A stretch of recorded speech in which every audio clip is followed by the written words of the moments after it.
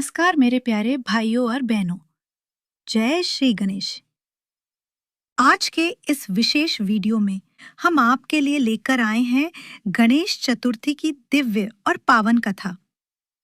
गणेश चतुर्थी का ये पर्व न केवल भगवान गणेश की पूजा का दिन है, बल्कि ये हमें जीवन में अहंकार का त्याग, भक्ति की महिमा और विनम्रता के महत्व का गहरा संदेश भी देता है। दोस्तों, कथा शुरू करने से पहले आपसे एक निवेदन है। अगर आप सचमुच श्री गणेश जी से प्रेम करते हैं, तो इस वीडियो को लाइक कीजिए, अपने दोस्तों और परिवार में शेयर कीजिए और चैनल को सब्सक्राइब करना ना भूलें, क्योंकि श्री गणेश जी की कृपा से ही हर कार्य आरंभ होता है और सफलता प्राप्त होती है। बहुत समय पहले की बात है। धन के देवता कुबेर के पास अपार संपत्ति थी। सोना, चांदी, रत्न और हीरे उनके खजाने में सब कुछ था। लेकिन समय के साथ उनके मन में अहंकार आ गया। उन्होंने सोचा, त्रिलोक में मुझसे बड़ा धनी कोई नहीं। क्यों न मैं सभी देवताओं को अपने महल पर बुलाऊं और उन्हें अपने धन का वैभव दिखाऊं। यही सोचकर वे सबसे पहले भगवान शिव के पास पहुंचे। कुबेर ने बड़े आदर से कहा, हे भोलेनाथ, मैं एक भव्य भोज का आयोजन कर रहा हूँ। मैं चाहता हूँ कि आप कृपा पूर्वक मेरे महल में आकर भोजन ग्रहण करें। शिवजी सर्वज्ञ हैं। उन्होंने तुरंत कुबेर की मंशा पहचान ली। मुस्कुराकर बोले, कुबेर, मैं तुम्हारे निमंत्रण को स्वीकार नहीं कर सकता, परंतु अपने स्थान पर मैं अपने पुत्र गणेश को भेज रहा हूँ। कुबेर मन ही मन प्रसन्न हो गए। उन्होंने सोचा, कोई बात नहीं, शिव न सही, उनका पुत्र ही सही। मेरा उद्देश्य तो अपना धन दौलत दिखाना है। कुबेर अपने महल में लौटे और बड़े आदर के साथ गणेश जी का स्वागत किया। स्वर्ण की थाली मंगवाई और बोले, हे गणेश महाराज, आज मैं आपको सबसे उत्तम भोजन परोसूंगा। देखिए, मेरे पास असीम धन और व्यंजन है। गणेश जी मुस्कुराए और भोजन करने लगे। उन्होंने थाली में रखा पहला व्यंजन खाया, फिर दूसरा, फिर तीसरा। जो भी व्यंजन सामने आता वे क्षण भर में समाप्त कर देते और कहते, और लाओ। कुबेर ने और व्यंजन मंगवाए, खीर, लड्डू, पूड़ी, सब्जी। लेकिन गणेश जी की भूख तो मानो असीम थी। जो आता सब खत्म हो जाता। गणेश जी कहते, मुझे अभी भी भूख लगी है। कुबेर घबरा गए।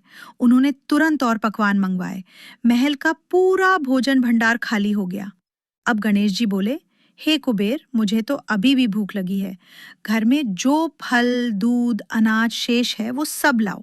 कुबेर ने सारा भंडार भी सामने रख दिया, लेकिन गणेश जी ने उसे भी क्षण भर में समाप्त कर दिया। कुबेर घबराकर शिवजी के पास पहुंचे और बोले, प्रभु, आपके पुत्र की भूख बुझ ही नहीं रही। मेरा सारा भोजन, सारा धन समाप्त हो गया। भोलेनाथ ने गंभीर स्वर में कहा, कुबेर, यह सब तुम्हारे अभिमान को तोड़ने के लिए हुआ है। याद रखो, धन का गर्व करने वाला व्यक्ति सच्चा धनी नहीं होता। सच्चा वैभव भक्ति, सेवा और विनम्रता में है, सोने चांदी में नहीं। कुबेर लज्जित होकर भगवान गणेश से क्षमा मांगने लगे। गणेश जी ने उन्हें क्षमा किया और समझाया, धन का सदुपयोग सेवा में करो, अभिमान में नहीं, तभी वो सार्थक है। कथा यही समाप्त नहीं होती। एक बार गणेश जी रात्रि में अपने प्रिय मूषक वाहन पर सवार होकर जा रहे थे। उनके हाथ में मिठाइयों की थाली थी। चलते चलते संतुलन बिगड़ा और गणेश जी गिर पड़े। उनके वस्त्र धूल मिट्टी से भर गए। आकाश में बैठे चंद्रदेव ने यह दृश्य देखा और ठहाका लगाकर हंस पड़े। गणेश जी का मुखमंडल क्रोध से लाल हो उठा। वे बोले, हे चंद्रमा, तुम्हें अपनी सुंदरता और चमक पर बड़ा घमंड है। आज मैं तुम्हें श्राप देता हूँ कि तुम्हारी चमक कम हो जाएगी और जो भी गणेश चतुर्थी के दिन तुम्हें देखेगा वो कलंक का भागी बनेगा। चंद्रदेव घबराकर तुरंत गणेश जी से क्षमा मांगने लगे। प्रभु, मुझसे भूल हो गई, कृपा करके अपना श्राप वापस ले लीजिए। गणेश जी ने कहा, श्राप तो पूर्ण रूप से वापस नहीं हो सकता, परंतु इसका प्रभाव मैं कम अवश्य करूंगा। अमावस्या की तिथि पर तुम अदृश्य हो जाओगे और चतुर्थी के दिन तुम्हारे दर्शन वर्जित होंगे। परंतु यह वरदान भी है कि मेरी पूजा के साथ तुम्हारी भी पूजा होगी। मेरे भक्त जब चतुर्थी के दिन तुम्हें अर्घ्य देंगे, तब उनका व्रत पूर्ण माना जाएगा। दोस्तों, तभी से यह परंपरा है कि गणेश चतुर्थी के दिन चंद्रमा के दर्शन निषिद्ध हैं। अगर गलती से भी कोई उस दिन चंद्रमा देख ले तो वो झूठे कलंक का भागी बनता है। लेकिन गणेश जी की कृपा से समाधान भी सरल है।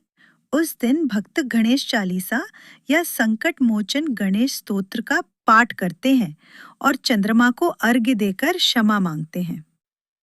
गणेश चतुर्थी हमें ये शिक्षा देती है कि धन और वैभव पर घमंड ना करें।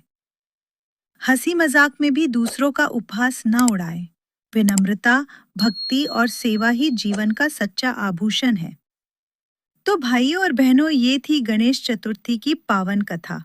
जो भी भक्त सच्चे मन से गणेश जी की पूजा करता है, उनके व्रत को करता है, उसके जीवन से विघ्न बाधाएं दूर हो जाती हैं और हर कार्य में सफलता प्राप्त होती है।